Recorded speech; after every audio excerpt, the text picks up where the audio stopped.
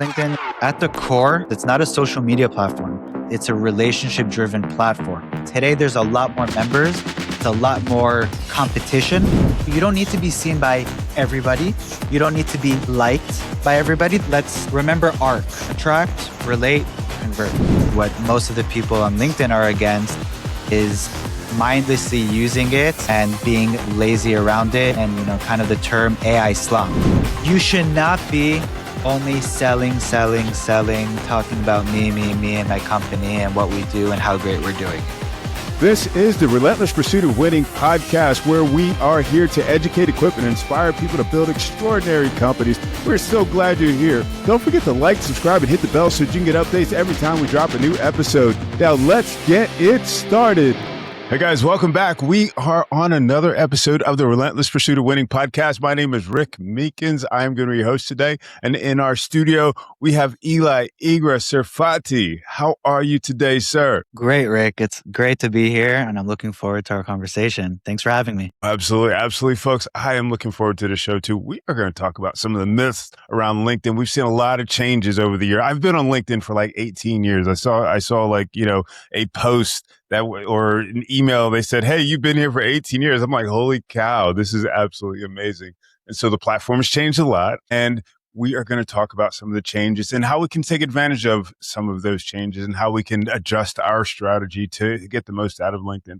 So I'm going to ask you, the audience, one question before we get started. Would you, if you haven't done already, would you please like, subscribe, and hit the bell if you haven't done that, so you can get updates every time we drop a new episode? And without further ado, as usual, let's get to it. So Eli, my man, give us that background. Who are you? What do you do? And why do you do what you do? So as you mentioned, I'm Eli. I am the co-founder and CEO of MAIA Digital. We are a LinkedIn agency. We do everything and anything LinkedIn. Before that, I worked in venture capital. I worked on the investment team we invested in early stage startups from pre-seed to A, all the way up to the IPO. That was essentially kind of my first time really using LinkedIn from the investor side, working with the entrepreneurs, working with startups. Mm-hmm. It gave me a lot of inspiration and understanding of why we need to do what we do on LinkedIn. Mm-hmm. So I've been doing this for 7 years. I have a team of 11, and this was back in 2019. So as you mentioned, 18 years. So I think what many people don't know, Rick, that LinkedIn's been around for 23 years now, which is, longer than TikTok, Facebook, Instagram, Twitter, all the other social platforms. And it really has gone through a lot of changes. And we're going to talk about it a lot in the episode here together. But back in 2019, first of all, before that, 2016, Microsoft acquired them.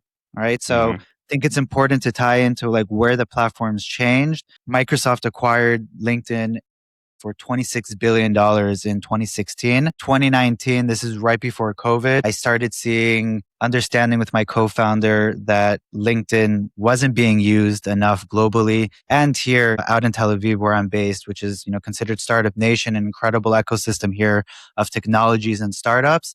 And we saw founders and companies weren't using LinkedIn as they should. I think back then in 2019, LinkedIn was around 500 million members on the platform. Mm-hmm. Today, 2026, we're at over 1.3 billion members.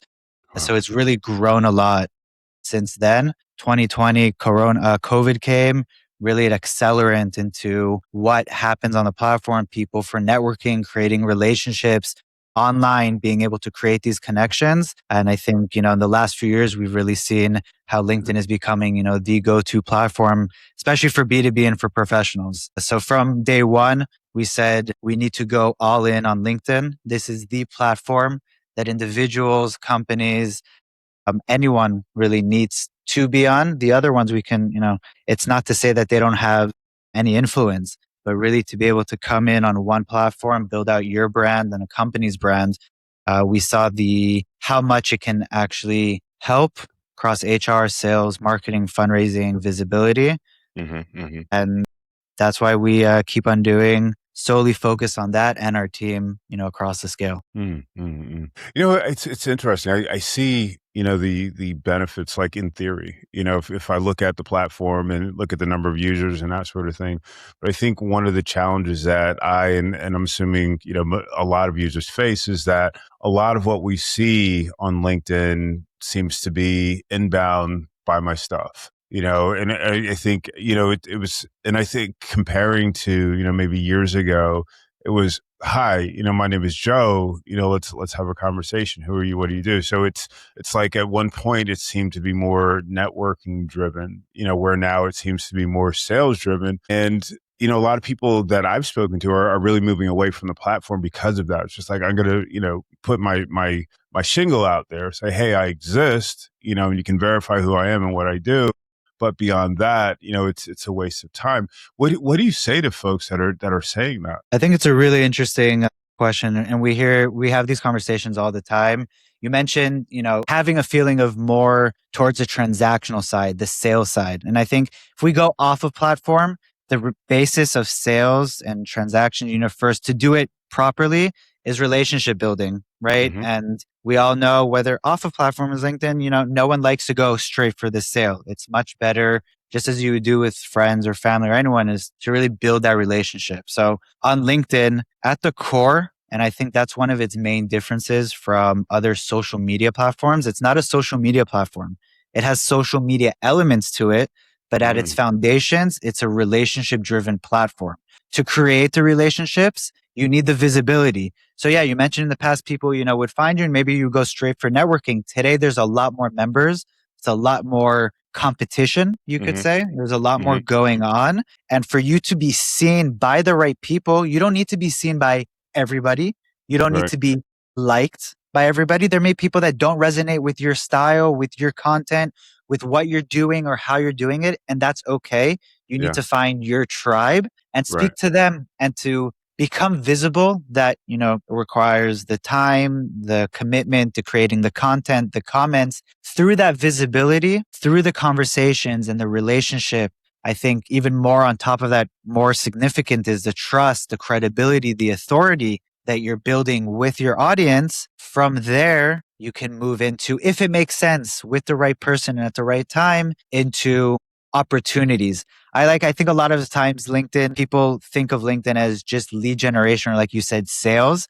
And I think it feels very transactional. And LinkedIn at first, it's opportunity generation. There are things that will come from LinkedIn that aren't necessarily transactional, aren't necessarily monetary. It could be a podcast interview like we're doing here, right? Because of the brand and the visibility I have. It could be a speaking engagement. It could be a hire, right? Or even retention, right? So there's really a lot of other ways that it goes that isn't just on sales. So to not give off that vibe of the ick, I really think it's how people are using it. Yeah. And that's the main shift that we really work with our clients, and we have through those conversations. And there's always going to be things around us, Rick, right? There are always going to be, the content or the noise or even the AI slop. But it's like, don't focus on that. You focus on you. That's actually an opportunity. If people are doing it bad and people are, they're just focusing on the sales, when they see you refreshing, really focusing on the relationship and on the value,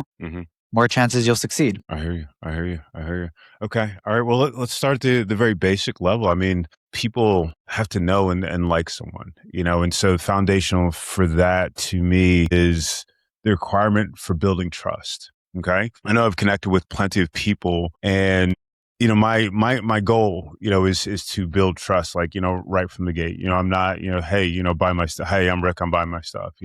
I have a genuine interest in learning about people. And so what I have to do, my mindset is like, okay, what I have to do is I have to establish trust with this person in order to, just have a conversation with them, learn a little bit more about what they're doing. What are the foundational things I need to do or have in place in order to do that successfully? Awesome. Let's remember ARC: attract, relate, convert. So the first foundation is you need to attract people. To be able to attract them, you need to have your personal profile, right? That's essentially your main asset that you have on LinkedIn, to where people will see your content, will see your comments, and can see who you are, who you serve, what you do.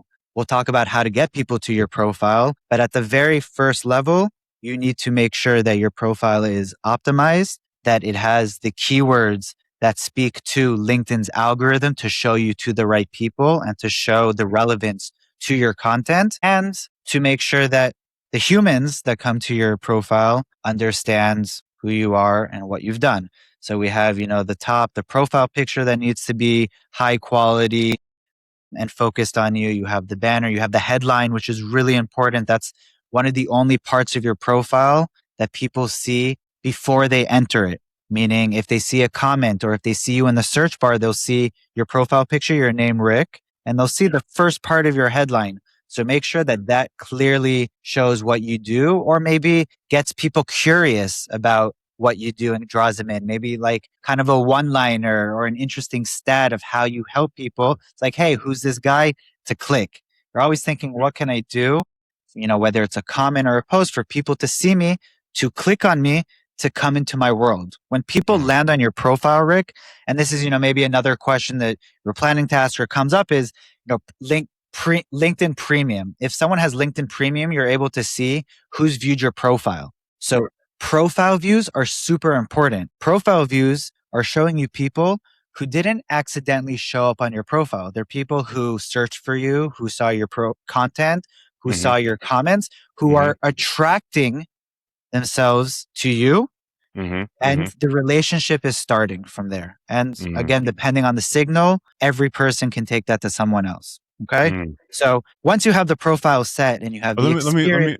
Let me pause you right there. So, it's that headline. I mean, there's so many conversations, obviously. There's so many, LinkedIn pros that talk about, what your profile, not necessarily a picture, but that headline needs to be. One of the things that stuck with me that you talked about earlier was attracting your tribe. So how do we, I mean, it's really because of the importance of this, because of the visibility of this, how do we go about figuring out what that best headline is? Or, if we have to test it, what is that approach? How do we do that successfully? So you said it right there. The best approach, in my opinion, is testing. There is no one answer of what Rick should put or what I put or what any of the other listeners are here. There are different formulas and variations that you could go by.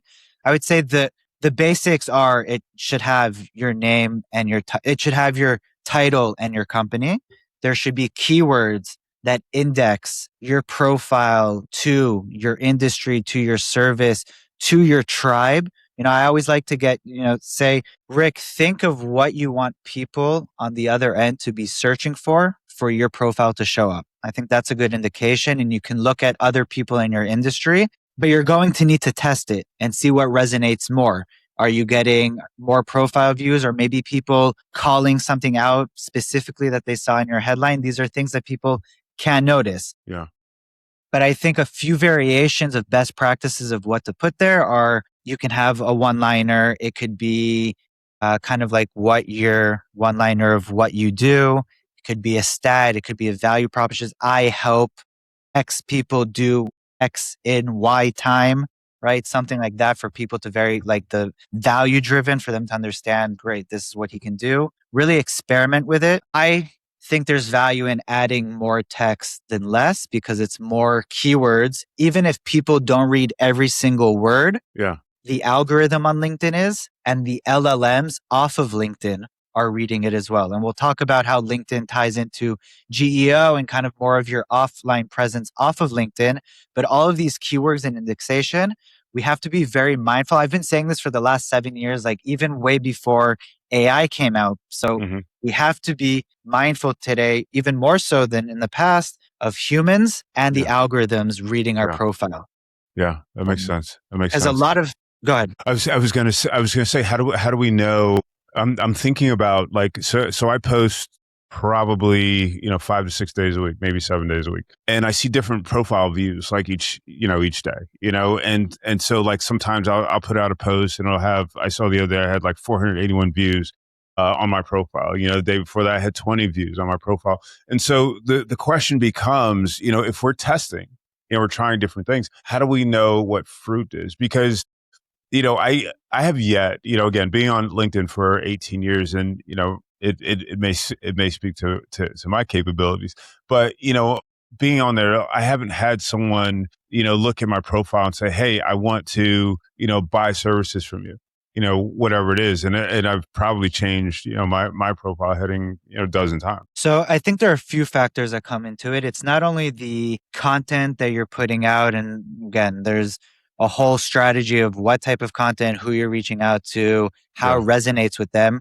I think on that point, I'll say for anyone listening, before you start making too many judgments about if the content is good, is it right? You need to start and you need to have a lot of collection. So you yourself, you said, you post 5 or 6 times. That is enough volume throughout, the week and the month to be able to look at it and say, okay, which ones are resonating more? Which ones are less? Is it a specific format that I see is working? Is it images? Is it videos? Is it the specific topic that I'm talking about that's resonating more? So that's Hmm. kind of like on the content side. I think Hmm. beyond that, you need to make sure that the people within your network are relevant. You may have shifted throughout your career through different industries, through different people that you serve as Hmm. well, and Hmm. people that you've connected with Hmm. throughout your career may not align with what you're, or align less with what you're doing, especially as a buyer, right? They may support you as a colleague or a friend, but they're not necessarily your buyers. So I think that's an important step that everyone needs to understand is you need to actively be adding people into your network. There will be people who come and reach out to you to connect or follow, but you need to make sure that about 25 people a day, that's about around the limits that you can do, around 25, maybe 150 people a week that you're adding and sending out new connection requests to relevant people in your industry, whether they're buyers or colleagues or people that your buyers will be, exposed to. So through them, you can Hmm. see them. So you Hmm. need to be growing your network because LinkedIn shows your content first and foremost. It starts with kind of a sample of your network, and Hmm. then it'll also show to people outside of your network. It's actually interesting. I don't know if you've noticed or if it's actually hit your analytics yet. When LinkedIn releases new features, it doesn't hit every member on the same day or same month. They kind of do a staggered rollout. But you should see pretty soon on your analytics, you can now see how much of the impressions LinkedIn showed within your network or out of your network. So you'll see a different range of, hey, this is a post that resonated more out of network and people outside of who I'm connected with. And this one was kind of shown more to my direct network. Maybe it was a more personal post. Hmm. LinkedIn is, kind of changing it, but that's something that you could also track to try Hmm. to understand and educate around your content strategy. Hmm. So I think volume wise, what you mentioned is you don't need to have 6 posts a week. I think that's a lot. If it's Hmm. sustainable for you, that's awesome. I would say the very least is 1 post a week. It's not Hmm. enough once a month or once every Hmm. week. Hmm. Sweet spot is 2 to 3 times a week. Again, if Okay. you can do 5 or 6, great. That's more frequency. That's more touch points. If you have, what to say, what value to give, awesome. But the reason why I'm bringing it up is don't feel the need to do that. That's not the only way to succeed. Hmm. Right. And I think a lot of times if I would say to someone, hey, you have to do 5 posts, it'd be like, how am I supposed to do that? That's too much. Some Right. people have teams, some people have, more resources. So that's why it's always, there's so many different people listening to us today Hmm. that there's different strategy and different stages that need to become. My job here is to give a bunch of different perspectives for everyone to understand how they can use it at the right time. I love that. I love that. In fact, the key question though was for testing purposes. We're talking about testing our headline, and what you said was to run experiments essentially to Yes. test. And so what my question was is how do we know what's working versus what's not working, because the volume, the response to posts or You may, content so is different. Yeah, for your headline, you may not always know, and it's Okay. okay. It's not the most important, right? As long as the message gets across. And what's way more important is, we started talking about the profile optimization. That's the foundation. But Yeah. what's more important from there is phase two is the actual presence that you create. So you can play around and test your headline. It shouldn't be something that you're doing, really frantically and, obsessively all the time. Hmm. But you can feel free to be dynamic with it. And maybe some people will self-attribute and say, hey, Rick, I noticed your headline. It was really good. It was clear and it got me to understand what you do. And some of the things you maybe see in your analytics with an uptick, but it won't only be the headline. And there isn't something specific that'll say, hey, you're increasing in your visibility because of that. Mm. So once you have the profile optimization, which the most important is, having that profile picture, the headline, the experience, making sure that the first impression is good, you need to move on to the presence, right? Because the presence is what's going to allow you to have that visibility. And when I say presence, it's posting and commenting. Commenting on LinkedIn today is no less important than posting. Some may even say more important. Your posts, you don't have control over who will see your posts. Yeah. The algorithm controls who gets exposed to it.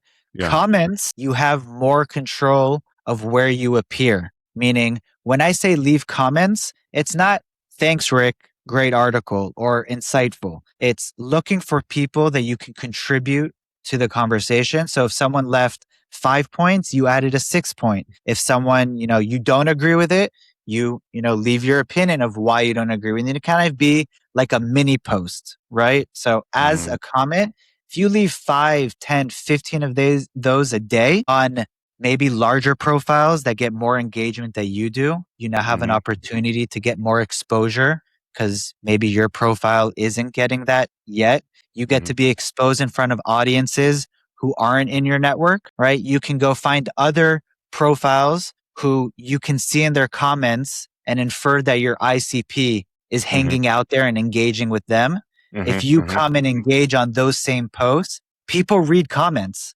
People will be able to see your comments, say, hey, this comment seems interesting. The headline, great. Rick looks awesome, comes into your profile and then has the opportunity to maybe reach out or then you see them as a profile view. So maybe you reach out, right? So again, we brought them to your profile. Most chances are if they came out to your profile, it's because they saw a comment or a post. Otherwise, you're leaving it up to the algorithm, the hope that they search for your name and come to you directly. Yeah. I always wonder about that because that, obviously, responding, at least for me, it takes a lot of effort, and it's like, and I'm not the person that would like reiterate, go through, 100 posts or whatever, or 100 comments or whatever. And it's like, I'm not going to say, I don't feel the value in saying something that's already been said. You know what I'm saying? I'm talking to, business owners or, CEOs, executives and that sort of thing. It's just like, well, I agree with these points. I mean, I don't see where to add, and I'm not going to be the person that's going to add just for the sake. I don't feel, and perhaps I'm not taking a strategic approach to it, but I don't feel the need to add to something when there's nothing material to add. And that's 100% okay. I think what's important, I want everyone here to understand as well, do what makes you feel comfortable. It's your brand. Again, there isn't only one way. You don't need to leave 100 comments. I think 5 comments, 10 comments, even if you take a list of 10, 20 executives, C-levels, people who you know or respect or see them posting on LinkedIn to where you know that they have interesting content to where also aligns with your expertise and your knowledge. If it's a post, again, it's not only one-off. If you see a post where you don't feel that you have anything to contribute to, scroll on and continue with your day and find one that you do, right? And that's why it's not, I give both a number and a time around what you should be investing in a day. So I said like aim for 5 to 15. Yeah. I also recommend leaders and anyone on LinkedIn to spend an hour on LinkedIn. Put in your calendar an hour. It could be broken up into 30 minutes and 30 minutes and do a series of actions within that time. It will be posting. It will be commenting. It could be responding to comments that you get. Yeah. It could be adding people that we said that you have to do. It could be leaving new comments. Again, finding the conversations that do interest you, that you can contribute it, not forcing it, but to find 5 conversations that you can say something or even ask a question, right? If it's not something that if you feel it's something that's already been said, ask a question. Understand, even compliment them, right? It doesn't always have to be a super thought out one. Sometimes if you say, hey, Eli, I have some thought out ones, but some of them are also just to say, thanks for the insights. I appreciate the time putting them together. That's also okay. Like, I don't want someone to look at it as 0 or 1 and then not do anything, right? We have to make some progression in our actions. So leave comments. Understand that you should be leaving comments. Where you leave the comments, how you leave the comments, or how many, that's up to you. That comes into, your daily or your weekly strategy. But know that it is one of the main drivers to your profile, to your brand, and to opportunities. LinkedIn also shows, not that I think it's that important, but to show that LinkedIn gives weight to it, LinkedIn will show you impressions on specific comments. And you can see sometimes comments get more impressions than some posts. I think impressions in general should be secondary to how, people's strategy. It's not the most important thing. LinkedIn today gives the least amount of dopamine when it comes to impressions, right? Virality on Facebook and Instagram and TikTok, tens of thousands and hundreds of thousands of impressions. It's not a popularity contest. It doesn't matter. You can be equally as effective, if not more. I've had clients and colleagues close more deals or get more outreach requests through posts with hundreds of impressions, but speaking directly to the relevant people. And that's okay. And that actually, LinkedIn has publicly stated several times the last year that their main change that they've done to the algorithm is less on the vanity and more on the relevance. They want to make sure that the right content, the valuable content, gets to the right people. So think about it, instead of 100,000 people, maybe to the masses, maybe it's to 1,000 people, but 1,000 of the right people, or 10,000 of the right people. So it sounds like we need to focus on depth in a particular category, to a particular tribe of people, like you were alluding to before. I'm a lot of times I just go in and I like to encourage people, when they've, you put out something great. It's like, Eli, this was absolutely fantastic. What I was thinking about. And I enjoy doing that just for the sake of, being a member of the community. And I find that, just using the app, I'm going someplace, I can pop it up, I'll get a notification. It's like, oh, this was a cool, whatever that was. And I value being part of a community on LinkedIn, probably more so than, and it maybe have to do with expectation, but more so than, it's like, hey, you know what, buy my stuff, hey, I'm here. This is part of my strategy. Buy my stuff. One of the things that frustrates me, and I don't know how this plays into the algorithm, and I'm grateful in advance for your answer to this, but I see a lot of people generating comments through AI. I mean, you're looking at the comment, you're just like, okay, I wonder which platform this was. Reality, does LinkedIn's algorithm identify that? Is there value in that for people that say, hey, you know what, I'm a horrible writer and I'm going to use AI to help me, advance. I mean, what's that playground look like? I'm really happy you brought it up, because I think it's a really important point, especially in today's age with AI increasingly being part of our workflow. So LinkedIn isn't against the use of AI. It's okay to use AI. I think in general, people, whether for ideation, for language barriers, to be able to communicate better, there's a lot of positives in using AI, especially when it comes to writing. What I'm against, what most of the people on LinkedIn are against, is mindlessly using it and being lazy around it, and, kind of the term AI slop. What's actually interesting is today, Rick, LinkedIn released a feature on LinkedIn. If you click the 3 dots next to a post, you can now mark it seems like AI slop. So they're trying to allow people to report content that looks lazy. Again, you can assist yourself in writing the content, but review it. Make sure that it's in your voice. Make sure that it really has the value, that it's not just the general knowledge that comes from that. Yeah. And in comments specifically, there's 2 ways to use AI in comments that shouldn't be done.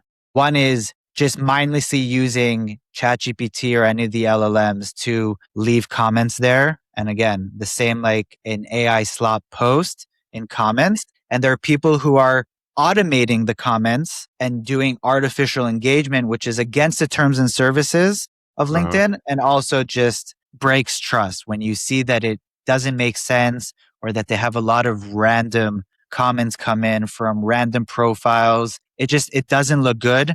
It endangers your profile and your brand. Inflate the amount of engagement that you're getting.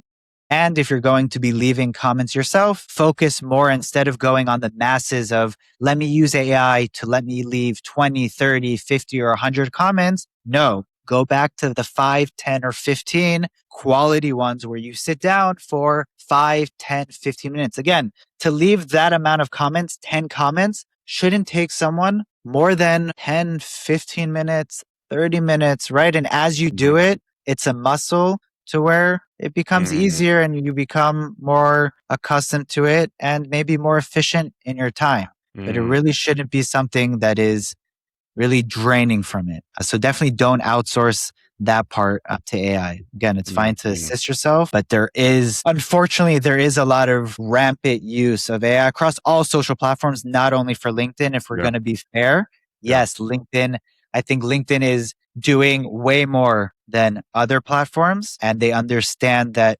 being a professional platform, a verified platform, a trusted professional platform, and the audience that's on it, they need to do a lot of work to maintain that trust with the audience around the content that we have. Is it ever going to be 100%? No, but that's okay because that's how all of these platforms work. We, me, you, and everyone here listening have to understand, okay, there will be bad actors who do that. That's fine. You focus on you. You focus continuing bringing value to the world, to your audience, and the right people will come. It won't happen after a week. It won't happen after a month. If you're listening to this episode now, it'll probably be 6 months from now if you consistently do the things that we're discussing. But know that it's a long term. And again, we started this whole conversation around relationships. Relationships take time. It doesn't happen overnight. And you have to remain top of mind. You have to remain that visibility, that frequency, that touch point, bringing value, that communication. So it's a series of actions that you do over a long period of time. And it could be different phases in your career. But that's what I think is so great about LinkedIn and the personal brand that you build there. Because no matter what you do, where you go, that will continue to go with you. So I kind of look at it like another pension fund, right? Or a 401k. We continue to contribute to it and it continues to grow and go with us wherever we go. I hear you. So we're going to build our personal profile. We're going to post regularly. We're going to comment on a daily basis, 10 to 15 comments, perhaps throughout the day for ideally, I guess some of the profiles would be profiles we're trying to aspire to be like, I guess, generally in communication with people that are going to be in our tribe or influence our tribe. What did I get that correct? Yeah. The commenting you can have, could be colleagues, it could be partners, it could be clients that I would want to work with. It could be industry leaders in my relevant industry and ICP that I know that they're doing a great job posting and building an audience, and their audience is where my audience hangs out as well. And if I appear there, then they have a chance to see me and I see them. So you can kind of create a list and have people that you rotate through, and you'll see, and more will come. And as you build more relationships, hopefully they come and they're interacting with your content and what you're building, and things, grow. And again, even a like or a comment of theirs on you, their network are now able to see you, even though you're not connected with them. So getting that like or comment is really powerful.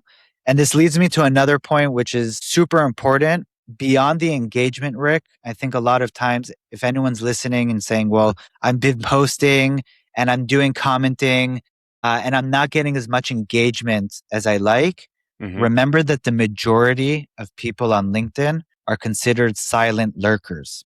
That means that they read your content, they're getting value from your content, but not necessarily leaving a like or a comment because they don't know what to say. They don't want to say anything. They don't have time to say anything. They got distracted. 100 reasons that are all valid, especially the more senior we go, right? So the more executive stakeholder, the least likely or inclined he may be to publicly give you that signal. So the engagement is public, Yeah. but the intent is hidden. Yeah. So knowing that the majority of people are silent lurkers, but remembering that they're still there, they can still see you, they're still getting value from you. If you continue to show up and continue to do this long term, also remembering that most people, 95% of your market aren't actively looking to make a buying decision today. Now, knowing those two things and saying, okay, long term, when it becomes the right time, when they move into the motion of, okay, I need your service or I need something now, you become the first person or one of the first people that they think of, that they remember because you're top of mind. So that's how I believe that we should be looking at it. And I've seen this with myself, with my clients, with our colleagues many times over the years, that things that have been planted 2 years ago come to fruition today, 6 months ago, today, a week. There may be things that happen in 1 week, but there's really, again, that shouldn't be the expectation. But you should know that doing it long term with all the algorithm changes, that's the one thing that I can tell you has remained constant is no matter what happens with engagement and visibility and everything on the algorithm side, those that stay consistent, that bring value, that do it correct, they will continue to gradually grow in the opportunities that come their way because that's just the nature of the platform and the brand that you're building. That's interesting. I was gonna ask you about that. I find that a lot of times with my posts, I see a lot of the same, wonderful, supporters, liking and sharing my posts, and I'm extraordinarily grateful for them. But it always seems like the people that are outside of my network that comment or whatever, they seem to be not the not my ICP, at all, or not my, not people that are in my tribe. But if most people aren't commenting, they may be appreciating, but not commenting or engaging otherwise. That makes complete sense. So you talked about, though, the seeding aspect, and what that takes me back to is, what to post, specifically. My feeling is that, and this is just my feeling, is if I stand around and I talk about, my company all the time and all of my posts, that people aren't necessarily going to appreciate that. How do we, what's, Yeah. what I'm asking. Yeah. You should not be only selling, talking about me, and my company and what we do and how great we're doing it. It's okay to have that part of your mix. Let's say 10% of the posts, 15% of the posts. The majority, what should you be talking about is understanding who do I serve? What are their pains? What are their needs? What can I talk about that helps them arrive to that, right? Whether it's with you or without you, you can talk about curate news and industry trends that are happening, right? That are interesting, things that you see, your perspective, your people knowing that, they see you as an expert in that field. Bring these, trends and news and reports and, stats that you're seeing to them. That's very interesting. People are on LinkedIn to learn, to self-develop, to, stay up to date. So if you're also someone that they know that they can come and learn new things and stay up to date about whatever it is that interests them, that's also valuable. You can get more ideas from your calls. I think it's very common today for people to use AI note takers and transcribers, right? That should be a great place to go and mine and say, what are some of the content ideas that are coming up? What are the conversations that are we having? What are the questions that I'm being asked? Where's the pushback? What are the objections? Right? Maybe you take it more to the sales side and it's, I'm not going to sell, but I'm going to already address the objections that are coming up, right? And I know that people, say 1, 2, 3. Well, we'll show them how we do it and why it's important.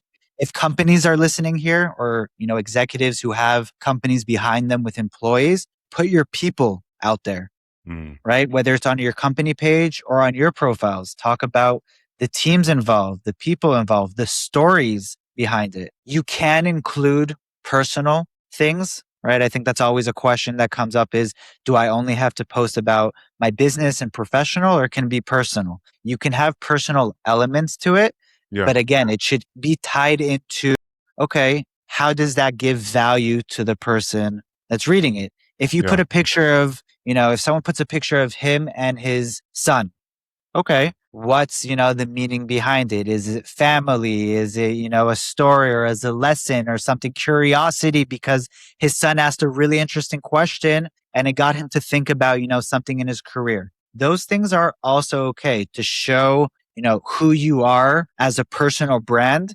Because again, I think that's an important note. You're not just trying to sell. It's not just a platform to sell. Part of your brand is attracting people, getting people to resonate, to connect with you. And to connect with you is also understanding, who you are, what you do, how you do it. So it's okay. If you don't feel comfortable talking about those things, then don't. You can still succeed, right? Yeah. There may be people, LinkedIn experts, that say, no, you only have to talk about those things to get viral impressions. Because yes, personal posts will give you more vanity and virality and impressions, but that may not bring you sales, right? Yeah. So then what's more important, right? So there's really different sides to it. And that's why I said, throughout our conversation, do what you feel comfortable with, do what you see and feel serves your audience the most. And over time, you'll be able to improve your strategy and adjust your strategy accordingly, right? There are things that may change. What I hear, the I guess the theme that I'm hearing is authenticity, consistency, and speaking to your tribe. And I think one of the mistakes, just thinking in general marketing perspective, I think one of the mistakes that we sometimes make is trying to make our messages for everyone, everywhere. How important is it to really create, I don't know if it's a brand messaging style, or, whatever that is, that clearly speaks to just the people that you need to speak to? So I don't think you have to go and spend time making like that, the whole document of strategy. Like sometimes people get too caught up on like that whole style. But yes, I think you hit it exactly on the head, which is speak to the right people. Don't be focused on the masses, right? And again, and it'll align with, you may get lower engagement because your topic or your industry or your niche is less appealing to the masses, but that doesn't mean that it's less effective or less relevant for you. So figure out, where you operate, where your expertise is, what you want to be talking about. And there could be several pillars in your content strategy, right? You could have one pillar that's more focused on that audience. You can have another pillar that's maybe more personal, another pillar maybe that's more general, or several pillars across the same audience. Yeah. But overall, you should be focusing on who your ICP is, like really get clear on who it is, what you do, all the things that you would do also for your business off of LinkedIn. So it's like taking a lot of the things that you've worked in general in your marketing strategy, in your business strategy, your sales strategy, and understanding how it connects to you, to your story, and to your presence on LinkedIn. And you'll be able to get the feedback from your audience. But I'm definitely for focusing on the content and bringing value. The right people will be attracted from there. Again, there's a lot of things that, a lot of other variables that come into it that can influence, who it gets in front of it. We won't get into a deep dive here, but beyond the organic side, those who want to ensure that they get in front of the right people and have more control over it, they Hmm. can use LinkedIn ads. Hmm. LinkedIn Hmm. ads is, one of the top platforms. The capabilities to target people are surgical. Just, it's all a question of, do you have the budget and the resources to do it? But considering the company does, it's an incredible format, and it's incredible to be able to take your posts and your company's posts and your employees' posts and make sure that it's getting in front of the right audience. And that can be done with a wide range of budgets, Yeah. but that definitely gives you a lot more control of making sure that your content gets in front of the right people.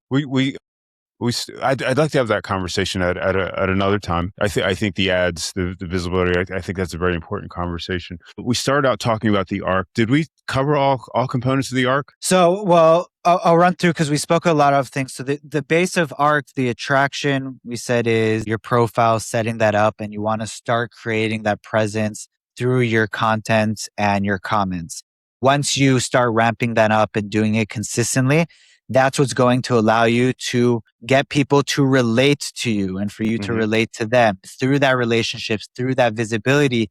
And then they start saying, well, I like how this person thinks, and not only who is that person, right? So then once you've been able to establish the trust, the credibility, the authority with them, the really relationship with them over time, it brings us to C, which is the convert, right? The conversion, which again, it could be you to them to you, but they're already at a state of, I know who this person is. I trust this person. I want to work with this person, for this person, whatever, it is. Eli, I mean, you were so right. In our pre-call, you're like, we could talk about LinkedIn for days. I feel like we covered like one piece of arc. I feel like we covered attraction really well, and there's more conversation to have. And I would invite you. I'm putting you on the spot. I would invite you to come back and continue the conversation with me.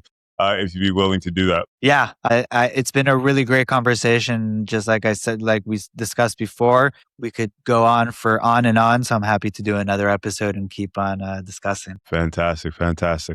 I've got a couple of questions for you, but one question that I ask all of my guests, the name of the show, of course, is the Relentless Pursuit of Winning podcast. Winning is, people can generally define what winning looks like for them. The challenge that we always face as human beings is being able to maintain that relentless pursuit. And so my question for you is, what would you recommend to our audience in order to encourage them to maintain that relentless pursuit? Resilience. Just keep going. There are going to be ups and downs. There are going to be hardships, not only on LinkedIn, in life. I think as a business owner, in careers, personal, professional, things around us, geopolitical, whatever it is, I just keep going. Understand that it's long term, have a good support system, and it's all part of it. If everything was always good, then we're probably not pushing ourselves, or missing something out. So I think everyone always has like those bottom days. Embrace them, whether it's on LinkedIn or off of LinkedIn, and keep pushing forward. Keep pushing forward. Resilience.